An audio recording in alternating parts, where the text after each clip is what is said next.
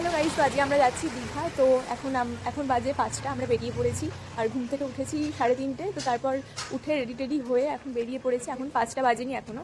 তোমরা আকাশটা দেখে বুঝতেই পারছো রাত মনে হচ্ছে। তো কিন্তু রাস্তা এখনও গাড়ি টাড়ি চলছে। তো অনেকে ওখানে গিয়ে দাঁড়িয়ে আছে গাড়ি অটো ধরার জন্য। আর এখানে আমি, আর এইখানে গুল্লু আসছে, আর ওখানে ওরা তালা দিচ্ছে। তো চলো, বাই। সো গাইজ, এই ভিডিওটা অ্যাকচুয়ালি শুরু হয়েছিল আগের দিন রাত থেকে। আর এই ভিডিওটা থেকে আমার শুরু হচ্ছে দীঘা সিরিজ। এরপর থেকে পরপর অনেকগুলো ভিডিও আসতেছে দীঘায় গিয়ে আমরা কী কী করলাম, কোথায় থাকলাম, কোথায় ঘুরলাম, কী খেলাম, ইত্যাদি ইত্যাদি।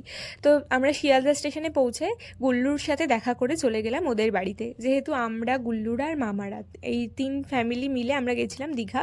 তো আমরা প্রায় 12 থেকে 14 জন মতন মানুষ মিলে গেছিলাম দীঘা। তো আমরা দীঘায় যাওয়ার জন্য আমাদের ট্রেনটা ছিল সকাল 8টায়, কিন্তু ওটা ছিল সাঁতরাগাছি স্টেশন থেকে। ওই জন্য আমাদেরকে অনেক সকাল সকাল বেরোতে হবে, যেহেতু আমরা সোনারপুর থেকে গেছিলাম।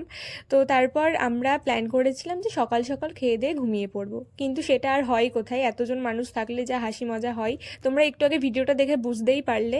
আমি বলছি এই ভিডিওটা সকালবেলা ঘুম থেকে উঠে করা। তো আমরা ঘুমিয়েছিলাম 2:30 আর উঠেছি 3:30। তারপর সবাই মিলে 1 কাপ চা নিয়ে বসে গেছিলাম আড্ডা দিতে।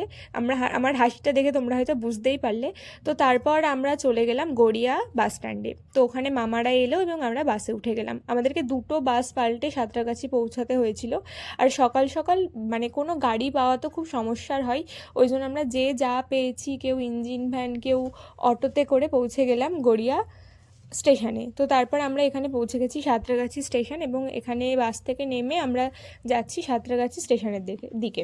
তো তারপর ট্রেনে উঠে গেলাম, এবং ট্রেনে উঠে ট্রেনে কী করলাম, কী খেলাম, সেই সব ভ্লগ তো আসতেই চলেছে।